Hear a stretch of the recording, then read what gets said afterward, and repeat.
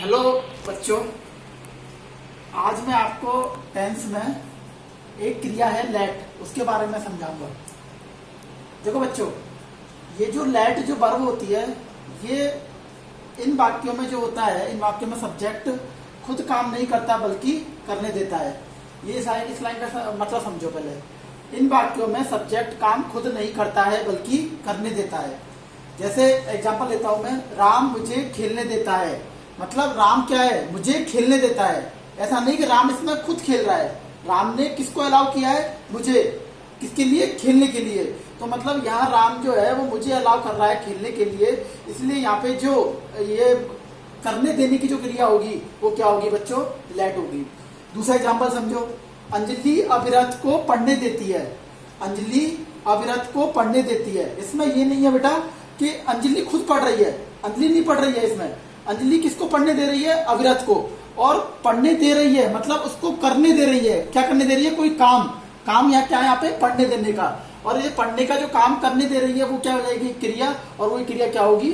उस क्रिया को करने देने की क्रिया जो होती है उसको इंग्लिश में क्या कहते हैं? लेट। जैसे बच्चों आपको पता होगा, गो भी अपने आप में एक क्रिया है कि नहीं बच्चों? तो ऐसे ही गो की जो फर्स्ट फॉर्म है वो गो है, उसकी सेकेंड फॉर्म वेंट है, और उसकी थर्ड फॉर्म क्या है? गॉन है। तो बच्चों इसी तरीके से ही जो अभी मैंने बताया, लेट भी अपने आप में एक वर्ब है, और लेट की भी क्या होंगी? तीन फॉर्म होंगी। तो उसकी जो फर्स्ट फॉर्म होगी बेटा वो क्या होगी? लेट। सेकंड फॉर्म भी क्या होगी? लेट। और थर्ड फॉर्म भी क्या होगी? लेट। ये क्या हो गया सर? ये तो आप कंफ्यूज मत होना इस चीज में कि ऐसा कैसे हो जाएगा कि तीनों फॉर्म एक साथ हो जाएंगी, लेट लेट लेट। बेटा ऐसे तो बहुत सारी फॉर्म है, जैसे आपने पढ़ा होगा, एक वर्ब होती है कट, होती नहीं होती? कट की फर्स्ट फॉर्म क्या होती है? कट। सेकंड फॉर्म क्या होती है? कट। और थर्ड फॉर्म भी क्या होती है? कट। ऐसी और लेता है एग्जांपल, एक होती है शट, होती नहीं होती? कट माने क्या होता है बच्चों? काटना। शट माने क्या होता है? चुप करना। तो शट की भी तीन फॉर्म क्या होती है? First form shut, second form भी क्या होती है? शट, और थर्ड फॉर्म भी क्या होती है बच्चों? शट। समझ में आ रहा है नहीं आ रहा?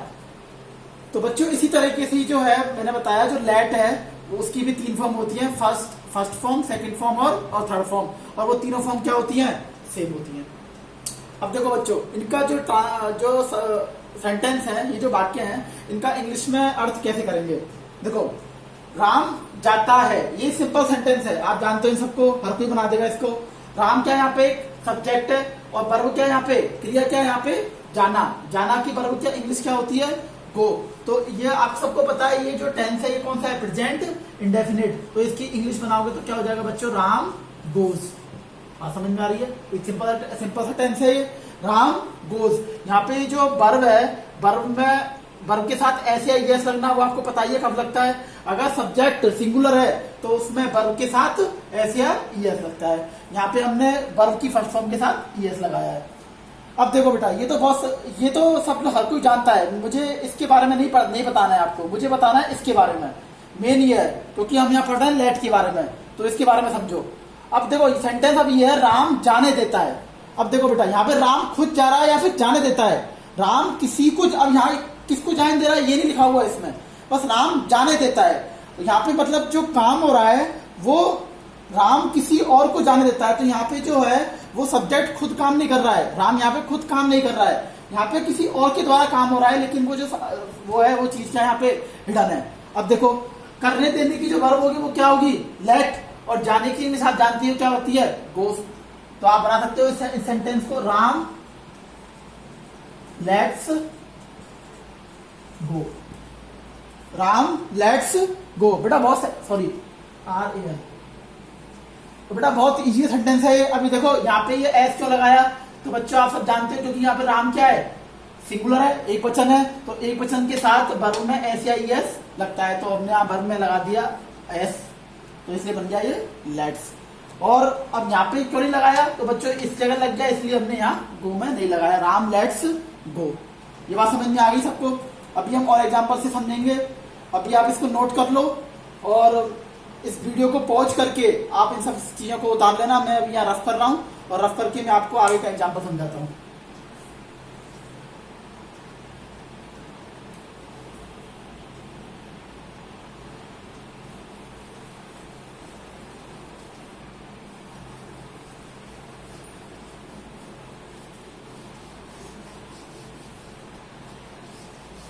देखो बच्चों, बहुत ही इजी कॉन्सेप्ट है ये, आपको सब समझ में आ जाएगा कैसे करते हैं इसको। अब मैं दूसरा एग्जांपल देता हूं। देखो बच्चों, राम मुझे सोने देता है। राम मुझे सोने देता है। हाँ बट एक चीज बताना चाहूंगा बच्चों, इसमें मैं आपको सब मालूम है कि जिस सेंटेंस के अंत में, जिन वाक्यों के अंत में ता है, ती है, ते है आता है, पहचान वही है, ता है, ती है, ते है आता है, वो सेंटेंस कौन सा होगा? Present indefinite. तो आपको जो ये सेंटेंस जो बनाना है वो प्रेजेंट इंडेफिनिट की तरह ही बनाना है। ठीक है बच्चों। अब देखो, एक सेंटेंस का स्ट्रक्चर क्या होता है? सबसे पहले क्या आती है बेटा? सब्जेक्ट। फिर उसके बाद क्या आएगी बेटा? वर्ब। वर्ब क्या होती है? लेट। ठीक है। फिर उसके बाद एस या ईएस, एस या ईएस। फिर उसके बाद ऑब्जेक्ट, और फिर उसके बाद verb number 2। Verb number 2, verb number 2 मतलब समझ रहे हो बच्चों? मतलब इस मैंने बताया था ना, इस तरह के सेंटेंस में दो तरह की वर्ब होंगी। एक तो पहली वर्ब करने देने वाली, और वो है लेट। और दूसरी वर्ब कुछ भी हो सकती है, जाना, खाना, सोना, कुछ भी हो सकती है। तो वो जो होगी तो दूसरी वर्ब होगी। ये मत समझ लेना ये वर्ब की सेकंड फॉर्म है, ये वर्ब की सेकंड फॉर्म नहीं है। इसका मतलब मैंने लिखा है, मतलब अगर ये वर्ब नंबर 1 है तो ये कौन सी होगी? Verb number 2। अब ये वर्ब नंबर 2 है, वो जो होगी तो ऐसा मत समझना सेकंड फॉर्म होगी। ठीक है बच्चों। अब देखो यहाँ पे, अब यहाँ पे हम देखें तो वर्ब नंबर 1, यहाँ पे जो वर्ब नंबर 1 है वो कौन सी होगी बच्चों? करने देने वाली। कौन सी होगी? करने देना। और करने देना की जो वर्ब होती है बेटा वो क्या होती है? सबको मालूम है, वो होती है बच्चों लेट। दूसरी वर्ब क्या है यहाँ पे? सोना। कौन सी है बच्चों? सोना। और सोना की जो इंग्लिश होती है बच्चों वो होती है क्या? स्लीप। होती है नहीं होती? हर कोई जानता है, तो ठीक है, और कोई दिक्कत है नहीं। राम यहाँ पे पता है सबको, ये क्या है? सब्जेक्ट है। और ये मुझे क्या है यहाँ पे? ऑब्जेक्ट। और बच्चों देखो ये कैसे पता है ये ऑब्जेक्ट है? अब मैं अभी आपको बताऊंगा आगे आने वाले लेक्चर में, लेकिन अभी यहाँ हिंट दे देता हूं मैं। जो वर्ब से व्हाट या हुम का रिप्लाई दे, जो वर्ब से व्हाट या हुम का रिप्लाई दे, वो उस सेंटेंस का क्या होता है बच्चों?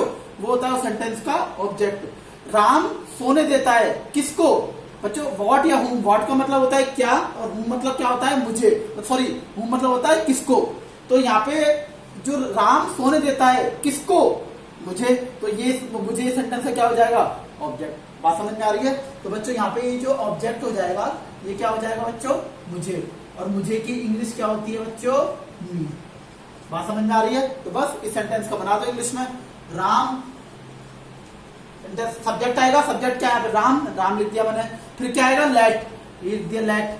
अब देखो बच्चों, अब यहाँ पे एक चीज बताओ मुझे, यहाँ पे जो टेंस है, ये टेंस कौन सा है? ये टेंस है प्रेजेंट इंडेफिनिट। और टेंस अगर प्रेजेंट इंडेफिनिट है तो उसमें वर्ब के साथ एस या ईएस लगाते हैं। कब? जब सब्जेक्ट सिंगुलर होता है। अब यहाँ पे सब्जेक्ट बताओ सिंगुलर है प्लूरल? बोलो बच्चों। तो यहाँ सब्जेक्ट जो है वो क्या है? सिंगुलर। सिंगुलर है तो यहाँ पे क्या लग जाएगा? एस। राम लेट्स। फिर उसके बाद क्या आता है? Object. Ram let's me. Object क्या है? मी। तो यहाँ पे क्या लगा दिया मैंने? मी। अब वर्ब नंबर 2, और वर्ब नंबर 2 क्या है यहाँ पे? सोना। सोने की इंग्लिश क्या होती है? स्लीप। तो Ram let's me sleep.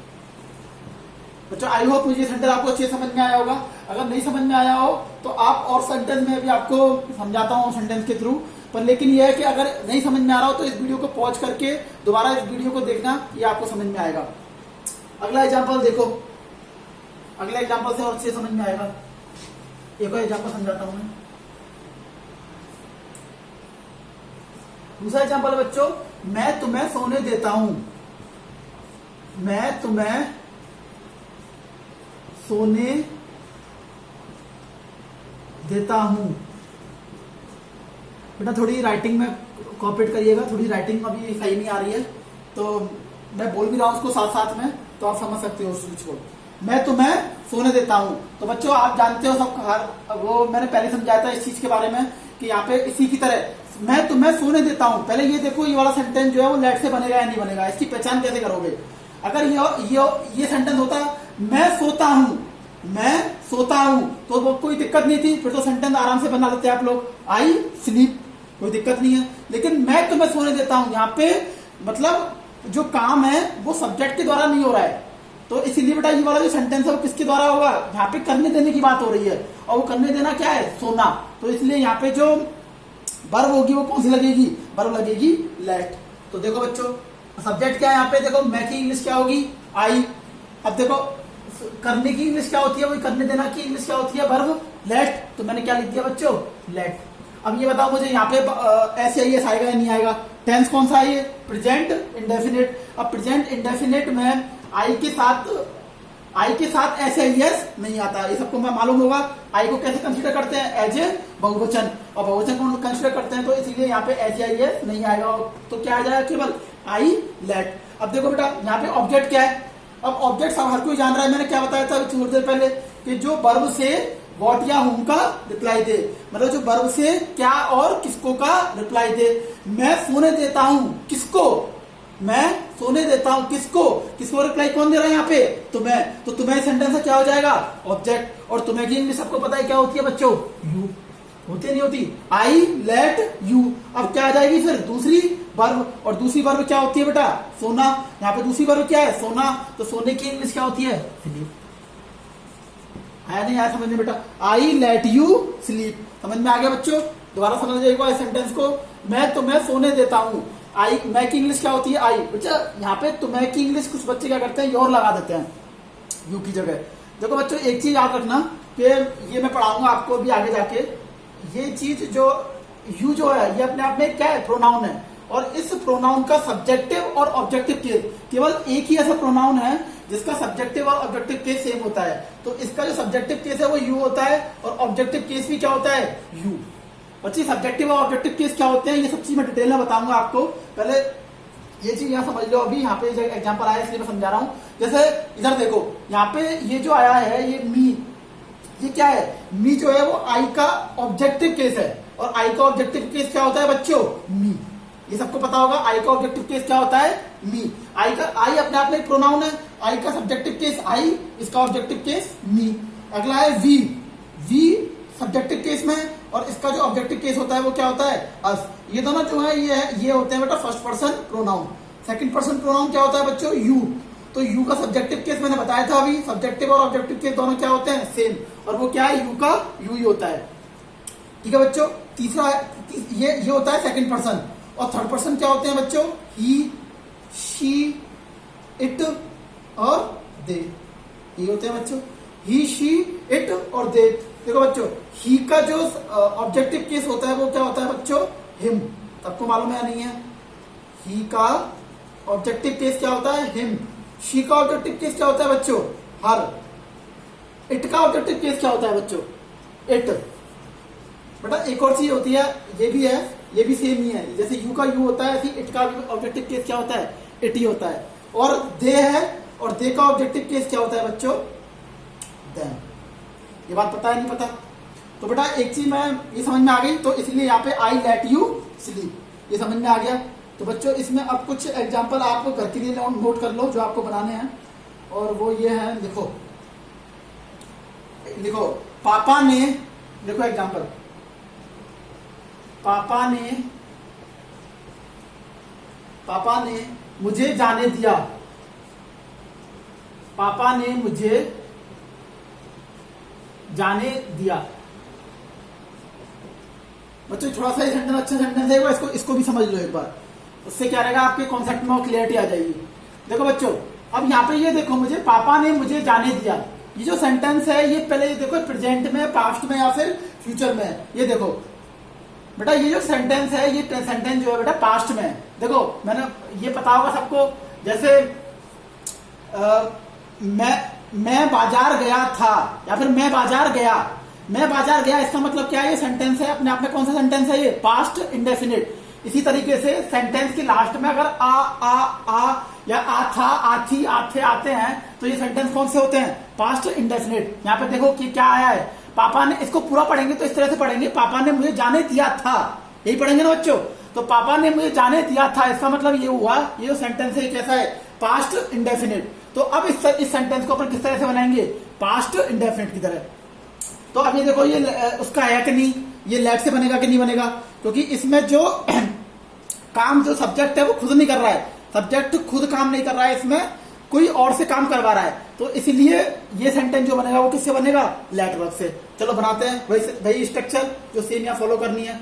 Subject क्या है यहाँ पे, पापा, पापा की इंग्लिश लिख लो बेटा, कुछ भी लिख लो, डैड लिख लो या फिर फादर लिख लो, ठीक है। यहाँ पे चलो डैड लिख लेते हैं अपन, कोई दिक्कत नहीं है, ठीक है।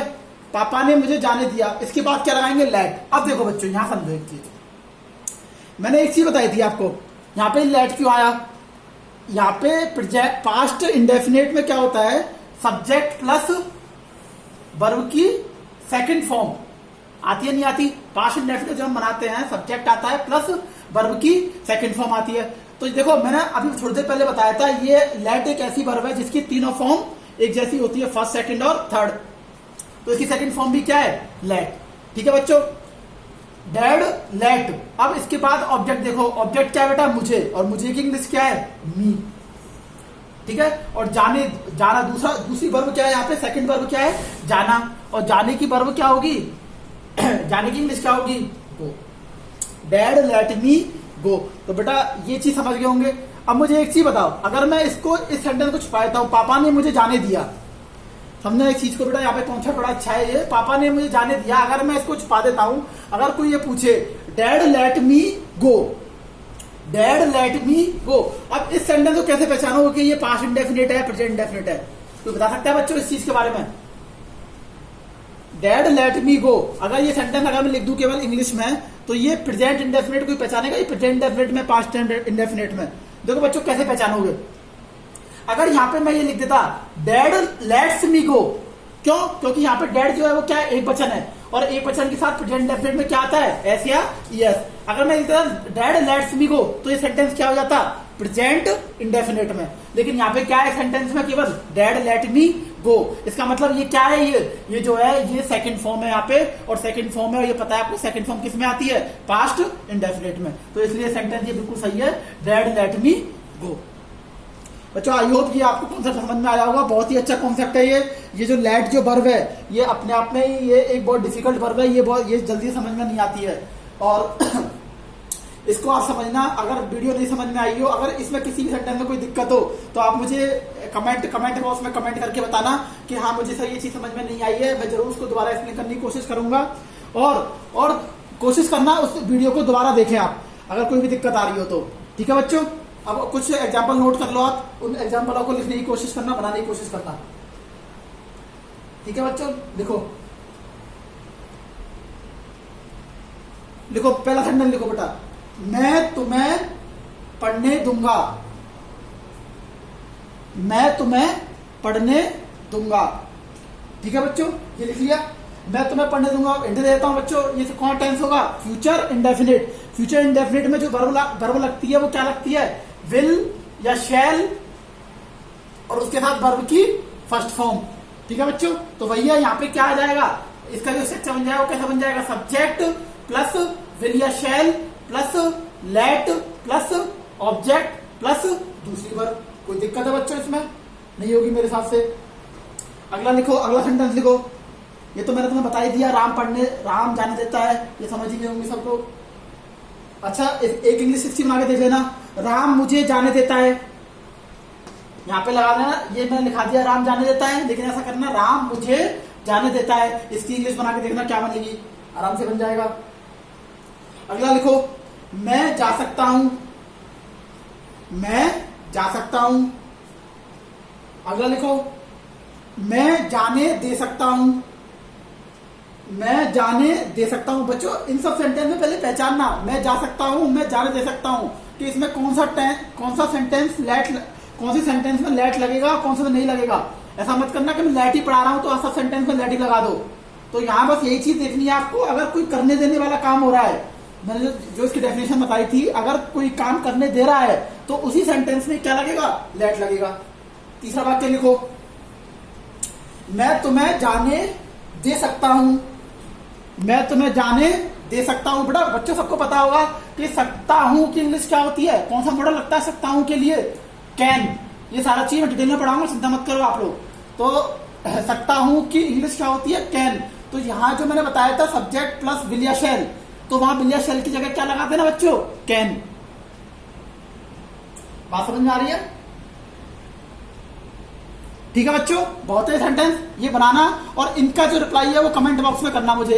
तुमने इनका जो इंग्लिश बनाया वो क्या बनाया है, मैं हर बच्चे का चेक करूंगा कमेंट बॉक्स में। आप लिखना कमेंट बॉक्स में, और इसका मैं आंसर फिर जो भी गलती होगी मैं अगले वीडियो में उसको समझाने की कोशिश करूंगा। ठीक है बच्चों, ठीक है बच्चों, आपको अगर ये अगर आपको अच्छा लगा हो चैनल, तो आपको एलियन एजुकेशन आपके नाम से मेरा चैनल है, तो आप उसको ज्यादा से ज्यादा लाइक कीजिए, सब्सक्राइब कीजिए और शेयर कीजिए, ताकि ये और भी बच्चे इस चीज का फायदा उठा सकें।